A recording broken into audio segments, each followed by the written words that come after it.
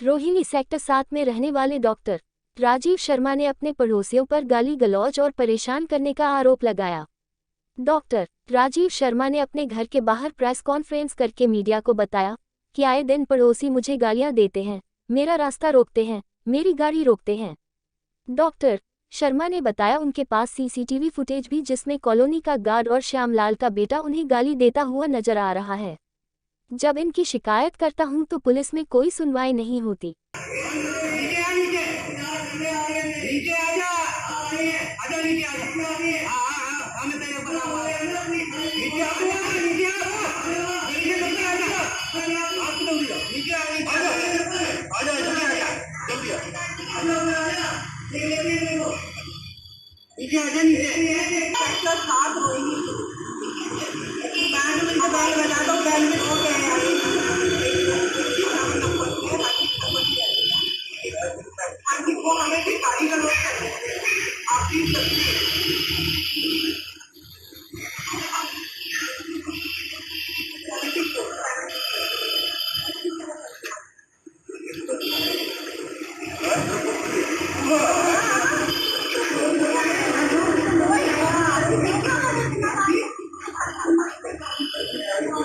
मेरा नाम डॉक्टर राजीव शर्मा है और मैं यही सेक्टर 7 में वो मेरा सेकंड फ्लोर पर रहता हूँ।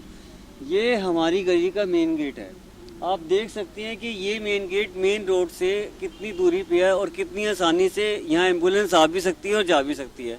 एक दो गली वाले हैं जो इस गेट को हैंडल करते हैं, उन लोगों को कहकर, और हमारे ऊपर नीचे रहने वाला कोई श्यामलाल है, उसका लड़का है पप्पू, उसकी वाइफ है, और ऊपर मनोज शर्मा है, उसकी वाइफ है, और 2-3 उसके रिश्तेदार हैं। इन्होंने मेरे फादर साहब को ना तो एम्बुलेंस आने दी और ना ही जो है हमारी मेडिसिन तक भी आने नहीं दी यहाँ से। वो मेडिसिन वालों को बाहर से ही भगा देते थे, और अगर वहाँ पे मेडिसिन वाला पहुँच भी गया तो नीचे वाले दरवाजा नहीं खोलते थे, और अगर आना है तो मेरे को नीचे खोलने के लिए आना है, और ऐसा हो जाता था कि मेरे पर अटैक करते थे। तो इस कारण से मेरे फादर की मेडिसिन और डेली यूज़ की जो चीज़ें होती हैं कि दूध वगैरह हो गया जो डेली यूज़ में होता है, वो भी मेरे तक पहुँचने में बहुत मुश्किल हुई, क्योंकि जैसे ही मैं नीचे आऊँगा तो मेरे पर अटैक ये श्यामलाल और उसका लड़का और ये ऊपर वाले करते थे। ये बढ़ते बढ़ते बात इतनी इन्होंने कर दी कि इन्होंने लिफ्ट के पैसे दे दिए जो कि suppose to be divided in 4 parts, लेकिन इन्होंने पूरे साल पैसे नहीं दिए और बोला कि आप अपने आप लिफ्ट चलवा लो। मैंने पूरे साल सर 20,000 रुपये दिए लिफ्ट को, वो चली, लेकिन इन्होंने यूज़ करी। हमने जब भी डैडी की तबीयत खराब होनी थी, उन्हें जाना होता था, वो लिफ्ट के कैबिन से स्विच ऑफ कर देते मेन, और छत का इन्होंने ताला लगा दिया रूफ का, और हम उसको खुलवा भी नहीं सकते थे। और उसमें कि मेरे कितनी बार मेरे फादर बेहोश हो जाते थे, और उनको मेरे बेहोश अपने पिताजी को और सीढ़ियों से 3rd फ्लोर से अपने नीचे लेकर आता था, और लाता भी कहाँ से था कि यहीं से, इस छोटे से गेट से लाता था, और यहाँ एम्बुलेंस खड़ी होती तो उसमें, मतलब ऐसा भी क्या, सुप्रीम कोर्ट की ऑर्डर्स हैं कि एम्बुलेंस किसी भी और कैसे भी कंडीशन में पहुँचनी चाहिए, क्या PM का काफिला भी जा रहा हो, लेकिन हमारे को नहीं एम्बुलेंस मिली है। ये आप देख लीजिए, और ये सारा हो किस वजह से रहा है, सिर्फ मेरी प्रॉपर्टी को ग्रैब करने की, कि हमारी काम वाली है, उससे मेरे ऊपर जो है रेप का झूठा इल्जाम करवा दिया। ठीक है जी, हमने वो वीडियो जो है कोर्ट में लगाया कि जिसमें वो कहती हुई नजर आ रही है कि SHO SI रामावती और 2-3 और पुलिस वालों के कहने के ऊपर जो है, जैसा उन्होंने कहा मैंने लिखकर दे दिया, ये झूठा इल्जाम है, डॉक्टर राजीव शर्मा ने मेरे साथ कुछ नहीं किया। आज की डेट में वो हाई कोर्ट में है, और वो हैरासमेंट बढ़ते बढ़ते इतनी हो गई कि एम्बुलेंस नहीं आने दी, कि मुश्किल से एम्बुलेंस लाते थे। तो यहाँ का चौकीदार जो है अशोक, वो हमारे साथ यहाँ पे मारपीट भी करता था।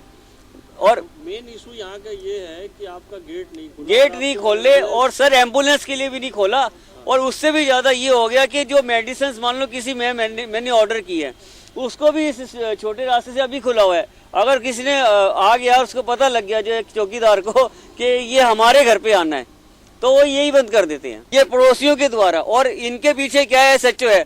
मैं पूरी रात मैडम मैं उनको फोन करता रहा PCR वालों को, मोर देन 100 कॉल से ऑन रिकॉर्ड। ये हैदरपुर का जो है north PCR police control room, इन्होंने क्या किया कि 80% कॉल्स कभी सेक्टर 16 में डाइवर्ट कर दी, कभी सेक्टर 3 में कर दी, और कभी प्रशांत विहार पुलिस स्टेशन में कर दी, कि वहां से कॉल्स आती नहीं थी हमारे पास। और जो रिमेनिंग 20% रहेगी उसके ऊपर ना तो कोई आया और ना ही कोई एक्शन हुआ, क्योंकि ये सब SHO के कहने पे होता था, क्योंकि SHO उस काम वाली का जानकार था, पर्सनली उसका जानकार था। और वो चाहता था कि यहाँ पे हमारी प्रॉपर्टी को उससे पता लगा कि ये एक अकेला डॉक्टर है, अपने फादर साहब के साथ है जो कि बीमार रहते हैं। किसी तरीके से जो है इसको हम किसी ऐसे केस में ट्रैप कर दें कि जिसमें जो है बिहाइंड द बार चला जाए, चाहे झूठा हो वो झूठा ही उन्हें कर दिया। पड़ोसी इस वजह से परेशान करते हैं सर, क्योंकि हमारा नीचे वाला ये श्यामलाल है ग्राउंड फ्लोर पे, हमने इससे ही ये मकान अपना सेकंड फ्लोर खरीदा था। ठीक है सर, जब से हम आए हैं तो इसने ये देखा कि मेरे माता पिता जो आए थे इनके पास जो है मकान लेने के लिए, तो वो तो बहुत सीनियर सिटीजन है, बड़े बूढ़े हैं, बुजुर्ग हैं, तो इन्होंने पहले दिन से ही मेरे मदर फादर के ऊपर दबाव डालना शुरू किया कि इस मकान को भेज दो, इस मकान को भेज दीजिए। एक बार बताइए, जिस मकान की कीमत जो है अगर जो है 80-90 लाख है, क्या इसको 20 लाख के अंदर दे के जाया जा सकता है? उसके बाद इसने इतना परेशान किया कि इसने मेरी मदर फादर के साथ हाथापाई भी करी। मेरी मदर को गली के 7-8 लोगों ने मोलेस्ट किया, आज तक उस केस का कोई पता नहीं है। और जो हमारे ऊपर ये उल्टे सीधे केस होते हैं, अगर मान लीजिए मैंने बोला कि नीचे वालों ने मेरे साथ मारपीट की है, मैं पुलिस के सर सभी बड़े अफसरों से मिल लिया, मैंने यहाँ के डीसीपी से हर एक ओकेजन पे कॉन्स्टेंटली बात करी है, उनके फोन पे मेरे पास वीडियो रिकॉर्डिंग्स है, मैंने उनसे व्हाट्सएप पे अपनी कंप्लेंट लिख कर भेजी है, वो सब मैंने हाई कोर्ट में लगा रखी है, मेरे पास सब रिकॉर्ड है। यहाँ एरिया का एससीबी सेक्टर 3 में बैठता है, उसको मैंने कितनी कॉल्स करी हैं, वो इवन मेरे को ये कहता है कि मेरी पेशेंस को ना ट्राई करना मीन्स कि देख लो अगर हमारे खिलाफ गए तो I will put you behind the bar. और यहाँ का एसएचओ वो तो हो रही एडमेंट है कि किसी तरीके से मैं अभी भी मेरे फादर साहब चले गए जून में, और अभी भी यहाँ पर ऐसा होता है कि यहाँ मारपीट होती है, अभी भी ये गेट बंद है कि हम अपनी कार नहीं यहाँ से निकाल सकते। मैं ये चाहता हूँ कि जो ये मेरी बात है वो मीडिया के थ्रू वो लोगों तक पहुँचे कि किस तरीके से मेरे senior citizen father 84 year old जो कि बहुत बीमार थे, उनकी एम्बुलेंस तक को नहीं यहाँ पर आने दिया गया। ये दरवाजा ऐसे ही बंद रहा। इमरजेंसी में तो दरवाजा खुलना चाहिए था मैडम, नहीं खुला सर ये दरवाजा। इमरजेंसी में मेडिसिन तुम्हारी आनी चाहिए थी, नहीं आने दी गई। इमरजेंसी में हमारी डेली यूज की चीजें थी, वो नहीं आने दी गई। और किसके कहने पे एसएचओ ने लोगों को बोला कि तुम करो, मैं तुम्हारे साथ हूँ। और मैं सच कहता हूँ, दिसंबर से लेके और आज तक जो है मैंने करीब जो है 1000-1500 से ऊपर कॉल्स की है, लेकिन उसके ऊपर कुछ भी एक्शन नहीं हुआ आज तक, जो है आज तक कोई एक्शन नहीं है। ताज़ा तरीन खबरों को जानने के लिए अभी टाइप करें दिव्य दिल्ली न्यूज़, नीचे दिए गए सब्सक्राइब बटन को दबाएं और नोटिफिकेशन के लिए दिए गए बेल आइकन को क्लिक करें। हमारे वीडियोस को लाइक, शेयर और कमेंट करना ना भूलें।